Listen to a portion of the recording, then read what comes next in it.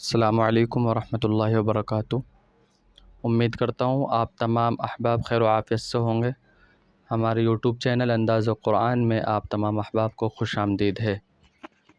कल हमने तख्ते नंबर 2 पढ़ी थी। तख्ते नंबर 2 में हमने पढ़ा था कि मुफ़रदात हुरूफ़ और मुरक्कबात हुरूफ़ कौन कौन से होते हैं।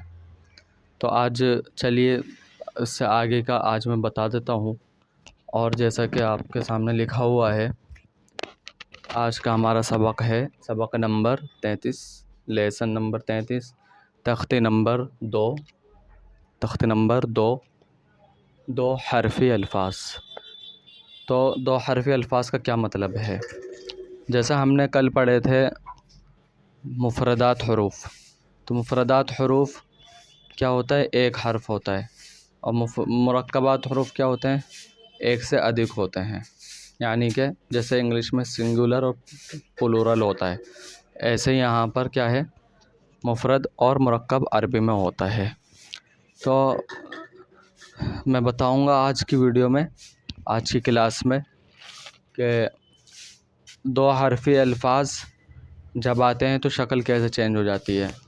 तो आज हम इस तरीके से सीखेंगे कि एक तो पूरा वर्ड हमारे सामने होगा, यानी पूरे हर्फ की शक्ल होगी बोर्ड पर, और फिर उसके आधी शक्ल होगी, फिर उसकी आधी शक्ल को एक और शक्ल दे करके जॉइन करेंगे, यानी मिलाएंगे, यानी उसको मुरक्कब बनाएंगे, मुरक्कबात बनाएंगे। जो हमारा सबक है कि मुफ़रदात और मुरक्कबात ये क्या होते हैं, इसमें बहुत कन्फ्यूज़न होती है। मुरक्कबात क्या होते हैं, मुफ़रदात क्या होते हैं, ये क्वेश्चंस बहुत आते हैं।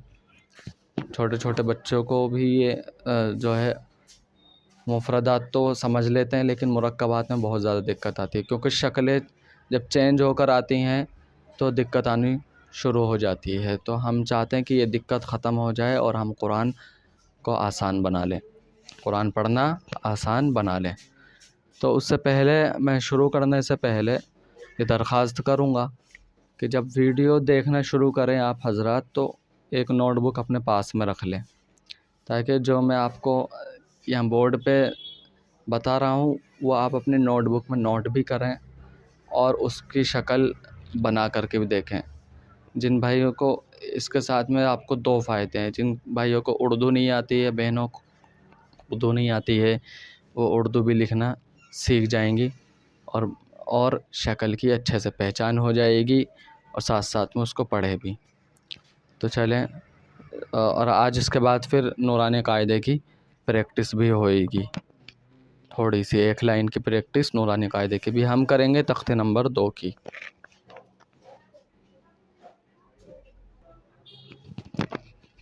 चलें शुरू करते हैं। तो सबसे पहले मैं आपको बता देता हूँ कि मुफ़रद जो है वो कैसा होता है। ये कल की वीडियो मैंने वैसे पढ़ा चुका हूँ, लेकिन आज मैं चाह रहा हूँ कि इसको रिपीट कर लें, दोबारा से हम पढ़ लें एक बार और, तो हमारा फ़ायदा हो जाएगा।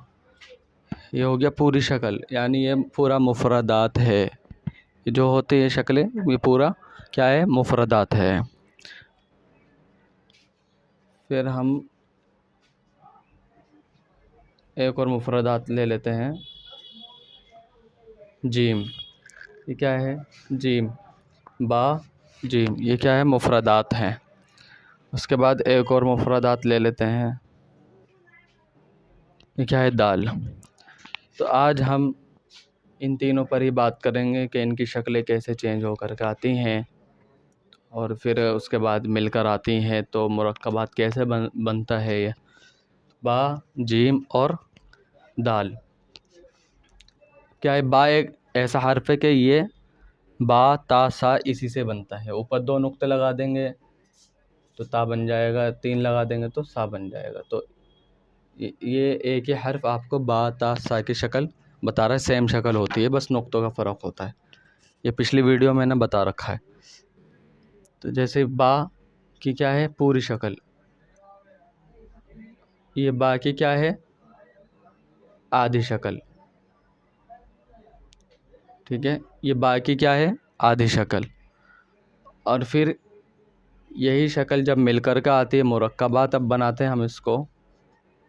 तो बा को हमने, ये वाला बा हमारा छोटा हो गया और ये जो छोटा वाला बा है यही मुरक्कब है, और ये मुरक्कब यानी ये जो छोटा सा बा है यही इस वाले बा के साथ मिलकर के आया है। तो जब ये दो हरफी अल्फाज, इसी को कहते हैं कि एक हरफी हो गया इसमें और एक हरफी हो गया, तो दो हरफी अल्फाज बन कर के ये क्या बना, मुरक्कब बन गया। दो हरफी अल्फाज बन कर के ये मुरक्कब बन गया। ऐसे बात कर लेते हैं जीम की। ये जीम ही 3 शक्लों को बयान करता है, जीम हा खा, 3 को बयान करता है ये। तो हा पे नुक्ता नहीं होता, खा के ऊपर नुक्ता होता है, पिछली वीडियो में देख लें जिन आज़ाद को मालूम नहीं है। तो ये क्या है, जीम, इसकी ये आधी शक्ल है जीम की, और जब मिल कर के आएगा जीम, जीम के साथ में, वैसे किसी भी हर्फ के साथ मिला सकते हैं, मैं आपको वैसे ही सैम्पल के तौर पर दिखा रहा हूँ। तो जीम जीम के साथ मिल कर के आ गया तो ये मुरक्कब बन गया। पूरी शक्ल, आधी शक्ल, और फिर यही शक्ल यहाँ पर, आधी शक्ल जो है यहाँ पर जॉइन होकर आई है। ये 2 हर्फ अल्फाज हैं। फिर ये पूरी शक्ल दाल। दाल ऐसा हर्फ होता है, दाल और जाल एक जैसी शक्ल होती हैं दोनों की, जाल के ऊपर नुक्ता होता है, दाल पे नहीं होता, पिछली वीडियो में मैंने बता रखा है। तो दाल एक, दाल जाल रा ज़ा, ये ऐसे हरूफ हैं कि इनको शुरू में नहीं मिला सकते हम, ये बाद में ही मिलकर आ सकते हैं, शुरू में इनसे पहले कोई और हर्फ आ सकता है। तो इनकी शक्ल जब चेंज होती है तो ये इस तरह की हो जाती है, इस तरह की, यानी ये दाल ऐसा है, गोल है, गोल है, ये इस तरीके का हो जाता है। और जब ये मिल कर के आता है तो शुरू में नहीं आता, जैसे बा शुरू में आ गया, जीम शुरू में आ गया, ये शुरू में नहीं आता। ये इस हर्फ की ख़ासियत है, ये शुरू में नहीं आता, इससे पहले ये अपने से पहले किसी को लाना चाहता है। तो ये हम इससे पहले सीन ले आए और ये फिर जुड़ कर के आ गया दाल। तो देखा आपने, ये पूरी शक्ल हो गई, ये आधी शक्ल, और ये मिल कर के आ गया दाल। तो इस तरीके से ये, और दाल जो है बाद में ही आता है, कभी शुरू में मिलकर नहीं आता, और दाल कभी बीच में भी नहीं आता। दाल जाल राजा, ये 4 हरूफ ऐसे हैं कभी शुरू में नहीं आते मिल कर के। तो हमने ये देखिए पूरी शक्ल, आधी शक्ल, और फिर 2 हरफी अल्फाज मिल कर के मुरक्कब बना।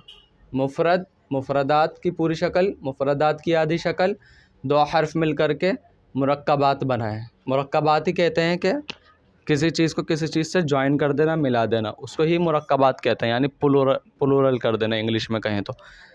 जीम की पूरी शक्ल, जीम की आधी शक्ल, और मिला कर के मुरक्कबात बना दिया।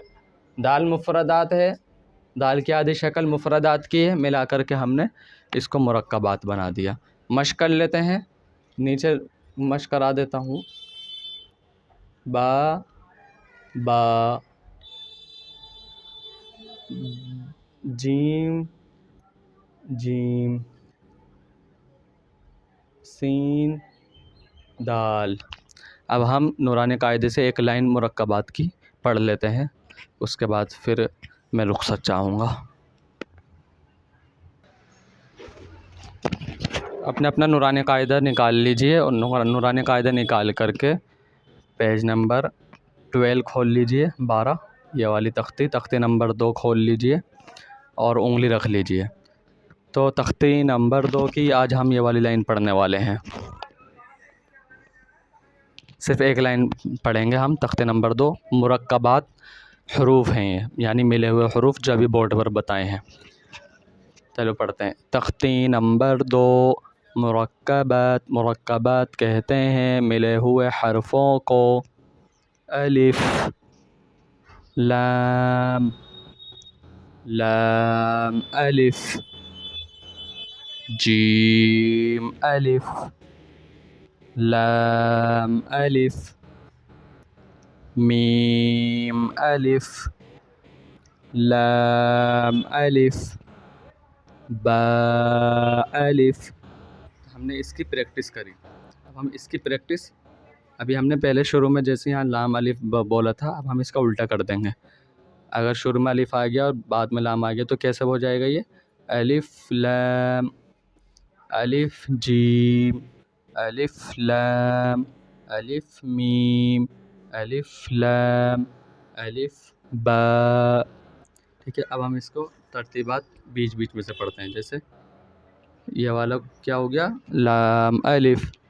ये क्या हो गया? ये भी लाम अलिफ। ये लास्ट वाला क्या है? बा अलिफ। तो हमने एक लाइन की मश्क भी कर ली है।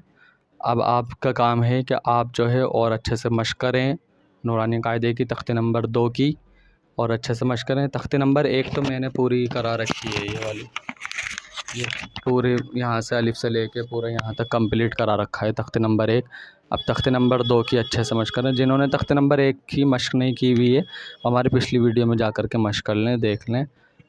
अब मैं रुख़्सत चाहता हूँ, हमारी वीडियो को शेयर करें और चैनल सब्सक्राइब कर दें। जज़ाकल्लाह। अस्सलामु अलैकुम व रहमतुल्लाहि व बरकातहू।